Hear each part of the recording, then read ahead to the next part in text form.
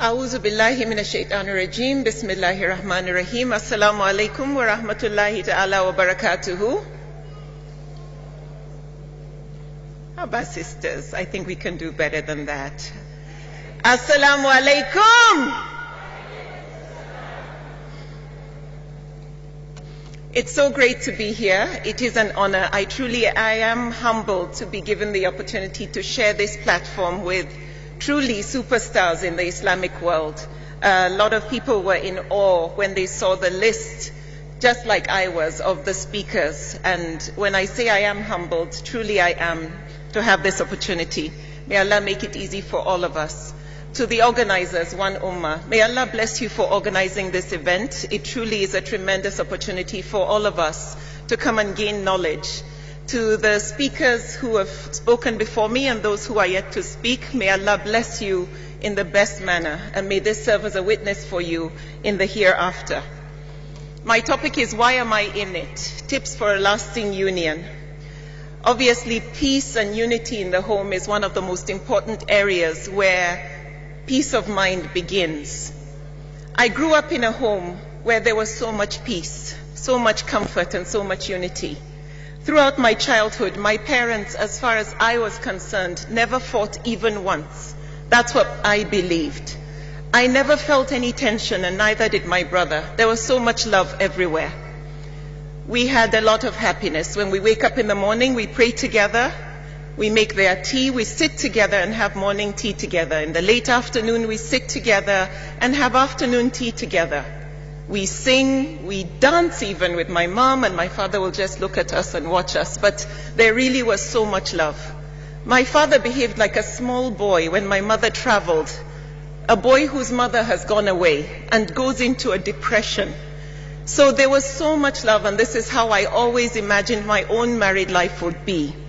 So I grew up with that expectation, and I couldn't wait to get married. I grew up with the expectation that you get married because of love, and that I would have exactly the same replica of what I saw in my parents' marriage. I got married out of love, and I thought the sun would rise and set, and my husband would always be looking into my eyes. Oh, that was lovely. The image of that was so romantic in my head. He would have my time, we would think alike, we would be on the same wavelength. But reality check. 2 weeks into our marriage, some of you have heard me talk about this before, we had our first fight. We fought over something very small. It was a stupid thing like a watch. Anyway, my husband scolded me for wearing my watch at the wrong time, and I said, this is how I grew up. And anyway, before you know it, it became a fight. And as far as I was concerned, you don't fight in marriage. So the natural thing for me to do was to ask for a divorce. 2 weeks into the marriage, yes. I said, Saeed, I want a divorce. My husband was in shock. I was crying. I said, this marriage is over. Let's just call it quits. We don't have any children now. Me, I want to go back home. My husband couldn't believe it. So since I was his new bride, he comforted me, wiped my tears. There, it's okay, there, in shock. A week later, we fought again, over nothing. And this time around, I started huffing and puffing. And I said, you see, 2 weeks, well, last week when I told you we should have gotten a divorce, you didn't listen to me. I told you this marriage is going nowhere. This is not what marriage is meant to be. And he wasn't amused. So, as they say, you cry yourself to sleep. I cried myself to sleep, and he ignored me. About 2 weeks later, we fought again. And I started to do the talo, huff and puff. I was about to ask him, and he said, Mariam, whatever you want right now, I will give you. It's been 24 years. I've never asked for a divorce again. But does it mean things were okay and that was the solution? Absolutely not. Boy, did we fight. We fought. He would explode. I would get mad. He would walk out and slam the door. I would say things that he used against me in confidence, against him. Your mother was right about that thing she said about you. You know, I would hit below the belt to achieve maximum pain. We both wanted to win arguments at all costs. It didn't matter. I wanted to win, he wanted to win. We had a turbulent 5 years of our early marriage. We were both unhappy. We were constantly fighting, seeing recurring fights. There was no peace of mind. I definitely didn't want to come home to him at the end of the day. We went through emotions we never expected. Definitely, we both felt we shouldn't bring children into this kind of world. We couldn't see a bright future. Little did we know at that time, I definitely didn't know until I started doing more research about marriage, that what we were going through was actually very common amongst newlyweds. And little did I know that these fights that we were having in the early years of our marriage were probably going to be very critical to the success of our marriage to date. And I'll tell you why I say that. We realized that things were not going to change on their own. All the turbulence, all the fights, the way the marriage was going, it really was heading for the rocks. We both had to make changes. A lot of marriage counselors say that by the time couples come to them to save their marriages, it's often 5 to 6 years too late. Now, every marriage is unique, every marriage is different, and there is no one-size-fits-all solution to a marriage. But I can only share with you why I am in my marriage. I'm not an expert on marriage, but I'm an expert in my marriage. And even in my marriage, we are still growing, we're still learning. And we pray Allah continues to keep us together and strengthen our union. I have learned from many though, because I've taken a strong passion in seeing how marriages work, the dynamics of marriage, and doing research. I've spoken to those who are yet to be married, and I've become a counselor on that area. I've spoken to people who are married, whose marriages are on the rocks, and those who have gotten divorces, to hear what mistakes they made, what are their biggest regrets, and what could they have done differently. I've spoken to those whose marriages are working and are going fantastically well, to learn what are their best practices. And I've spoken to someone who's been married for over 60 years, and they are just managing each other. Some of what I may share with you, I'd like you to see it as a tree with fruit on it. Some of the fruit may not be ripe for you right now. So if you're yet to be married, save it until it ripens. For some, the fruit may be ripe, and it may be relevant to your marriage. For some, the fruit may be a bit sour. It may not apply. It may not work for you. However, I'd like you to see it more as a gift. Just this is what worked for me, and it may work for you. My husband and I learned that we needed to lead our marriage and not expect it to manage itself, to run on its own. We both needed to be the driver of the marriage and not the passenger, that it's not going to run on autopilot. But things were not going to change on their own. Allah says in Surah Al-Ra'd that Allah does not change the condition or the blessings of a people unless they change what lies within them. Our marriage was not going to change itself unless we were ready to make those changes ourselves. We both had to take responsibility for the success of our marriage through deliberate, planned, and definite ways. We both sat down and talked. We made a commitment and a resolution that we were going to fight to make the relationship work. I made a personal promise to myself that I'm in this for life. Developing a strong relationship happens in stages. It doesn't happen overnight. So one has to be patient and consistent. But we have to be responsible for the success of our marriage. We have to take ownership for our relationship and the marriage. And we have to guard it jealously. Don't expect the marriage to be perfect. Don't expect things to be perfect. Sometimes, in spite of all your hard work, all your good effort, everything you have done, misunderstandings will happen. Fights are inevitable, and they will feature. Marriages with the least conflict in the first 1 to 2 years often end up in divorce or are well on their way to divorce within the first 5 years. Why? Because they didn't learn. Because they swept things under the rug. Because they suppressed their emotions. Those who didn't have conflict in the first few years of their marriage often end up in divorce. Why? Because they bottled things up. They didn't express their true feelings. They did what we, especially here in the North, are advised to do, which is yihakuri, which is almost like saying forgive and swallow. It has its benefits, I'm not condemning it, but it's almost saying forgive and swallow and suffer in silence. Don't talk back, just accept everything as it comes. This breeds contempt. This breeds bitterness, bile, and almost resentment inside you because you didn't express what was in your heart. Expressions of disagreement in the relationship, when you can express what you're not happy with, it brings out the real you. It helps work towards better mutual understanding.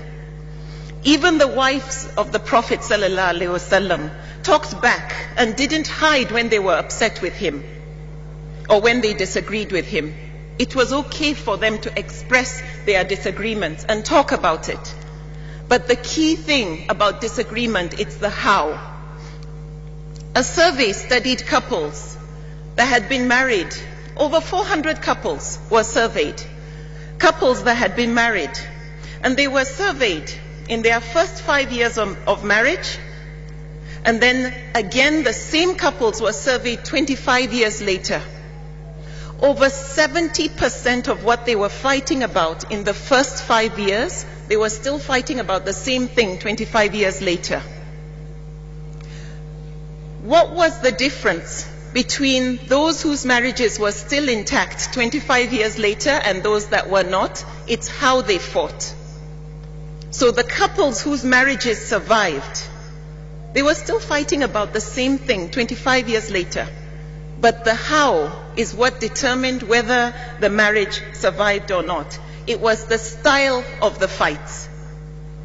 The extent to which our selfish egos interfere in the marriage, interfere with finding a resolution to the conflict, or the extent to which compassion, virtues, our conscience plays a part in finding a resolution. My sister-in-law put it perfectly when she, and I quote, she said, "The key thing is learning how to fight and still laugh. Learning how to fight and still laugh. That the love and the marriage is still strong and neither one of you is broken, beaten up or stripped down."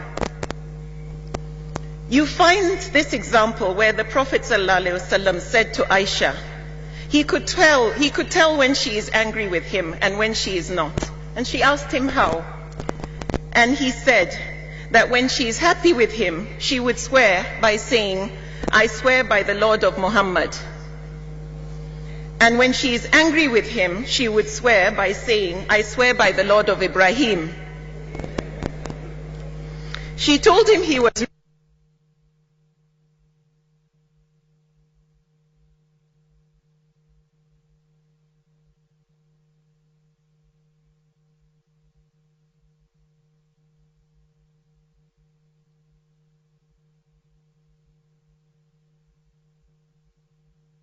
Now let us look at the how in the conflict.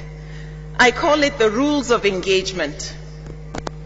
In Islam, there are rules of engagement, even when fighting a battle, such as do not kill women, do not kill children, non-combatants. You do not poison wells, you do not cut down trees, you do not kill animals. So no matter how battle-crazed a Muslim may get, no matter how desperately you want blood, we have guidelines. We have to show good manners in how we conduct ourselves, even in a battle. And there is a field described as ethics or etiquette of disagreement, which I think one of the previous brothers mentioned just now. The field called ethics or etiquette of disagreement, which tries to ensure that differences of opinions between the different scholars never leads to disunity. In Surah Al-Ma'idah, Allah says, "Do not let the hatred of any cause you to swerve from justice. Be just. This is the nearest to godliness." So there is a culture in Islam of good conduct, even in the midst of conflict, be it in the battlefield or in the academic field. Equally in marriage, this culture of good manners and good conduct, good character, is supposed to flow in how we conduct ourselves when we have any disagreement, when there is conflict. So however hot the fire, the anger, the hatred that may get at one point when we get upset with our spouse, it should always be under control. You owe it to yourself, and you will answer to Allah for it. When we think of some of the utterances that come out of our mouths when we get upset with our spouses, we will answer to Allah for that, because it is part of what makes us Muslims. It is not just about being a husband or wife, it is about our relationship with Allah. So let's look at the rules of engagement. You can quarrel about anything, but it's the how.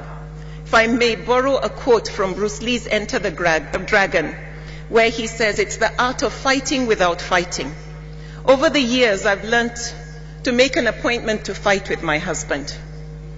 And at the end of the day, it doesn't end up becoming a fight. If something is bothering me in the past, as he comes home, I will just spring on him and say, Saeed, blah, blah, blah, blah, blah. And of course, it ends up being explosive. Why? Because he wasn't expecting it, or the timing was wrong. He already had the jagwala from work on his mind, and then I offload my excess baggage on him. Timing was everything. So I make an appointment to fight. I say, Saeed, something is bothering me. Whenever it's convenient, let me know. I'd like to talk. So how can he get upset when he is going to be the one to tell me when he's ready to fight? He does it on his terms. Normally now what he'll do, he'll say, come and sit. What's on your mind? With that attitude, who am I to talk rubbish? I can't. And he doesn't have his wall up because he's prepared. He knows something is something is bothering me. Another thing I do is I apologize. There is friction. I start off by saying, I'm sorry we are having this discussion, or I'm sorry there's tension, or I'm sorry we're having a misunderstanding. Now, I'm not apologizing that I've done anything wrong, because I haven't. He has. But I'm apologizing there is friction.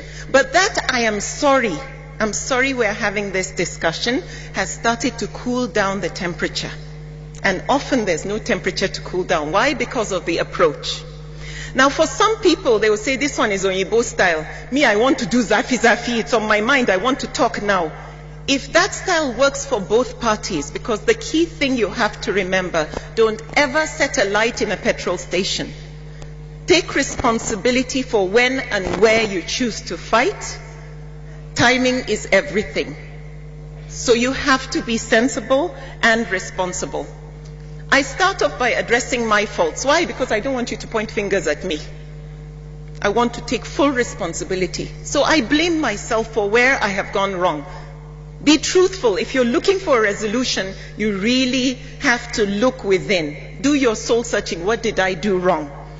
There is a metaphor that's used in the business world of the mirror and the window. You've got a mirror. Normally when you have done something well, you look in the mirror and you're like, you know what, I've done well. And then when something goes wrong, you look at the window to see who to blame. Now the metaphor is reversed in cases of conflict.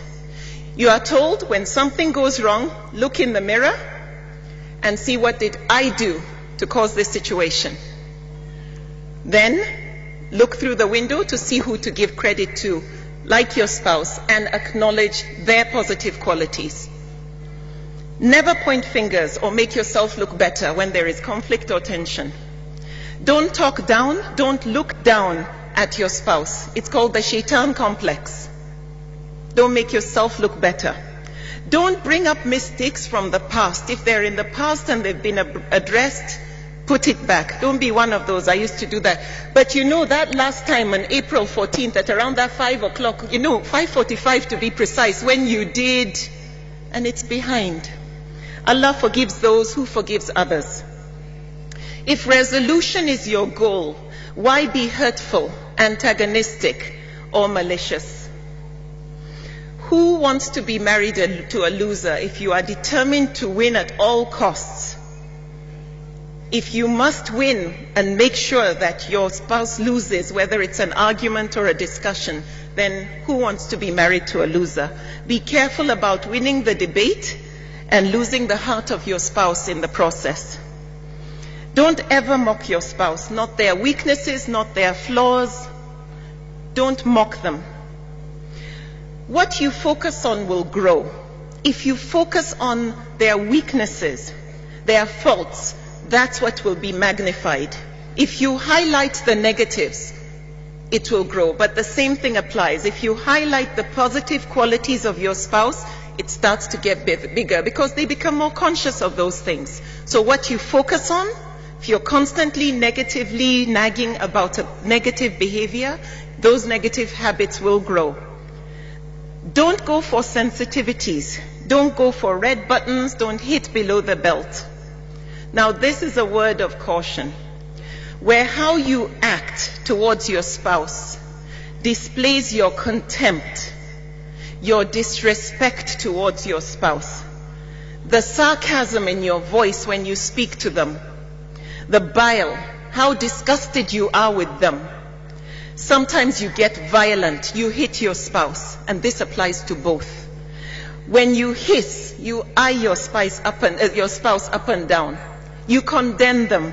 You dishonor your spouse. You insult them. You break them down. You dissect them by breaking the fiber of their self-esteem. If you find yourself doing that, then these are amongst the signs of the last days of your marriage. These are the signs that your marriage is on the rocks.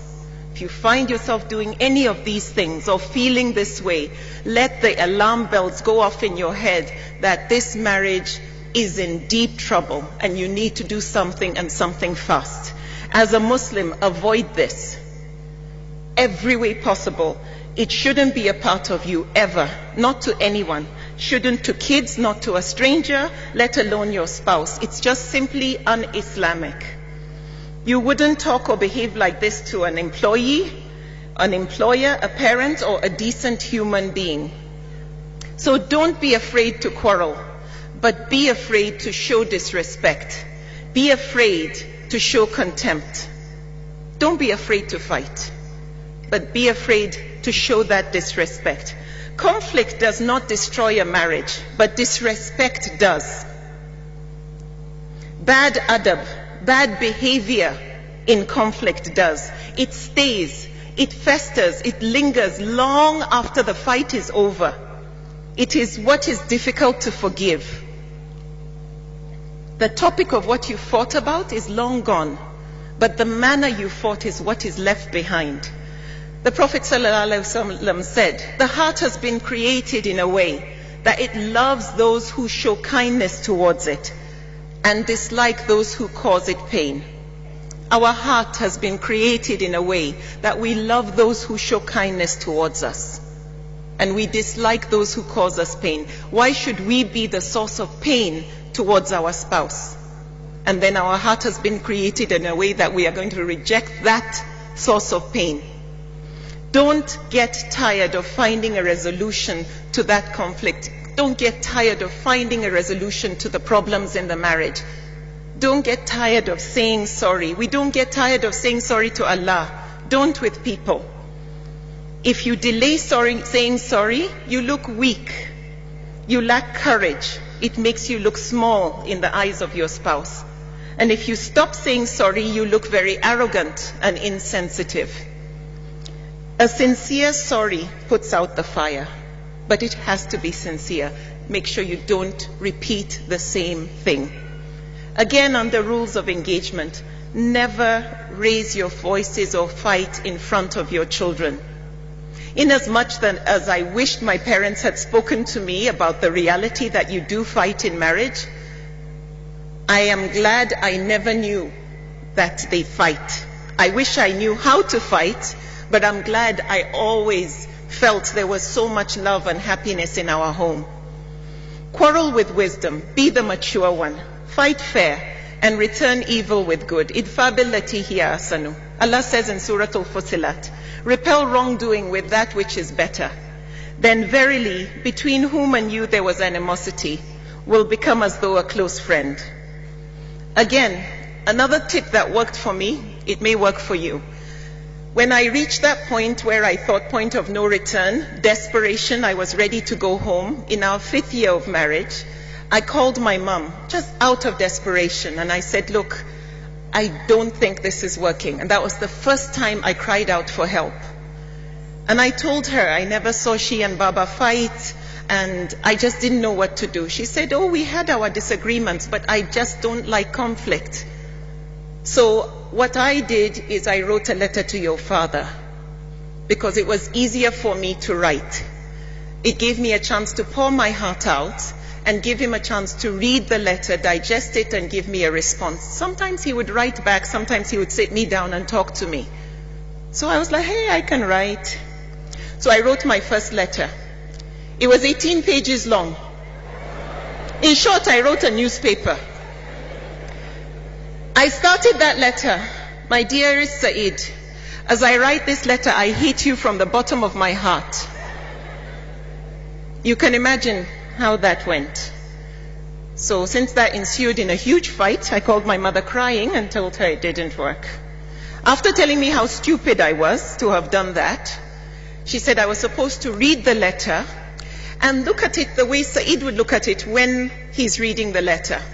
And does it sound like it's going to bring a solution? Does it sound like I'm getting to the bottom of the point of what's really the issue? So, okay, I wrote again. This time it was 8 pages long. By this time my hand was really tired. But I read it trying to think like Said, and I realized I wasn't really getting to the bottom of the issue. So I threw it away. I wrote my 3rd letter. But what was interesting, by this time, I actually felt I had gotten most of the jagwala out of my chest. And now I was writing my final letter. So I call it paper 1, paper 2, and paper 3. That 3rd letter ended up being 3 pages long. By the time I finished writing that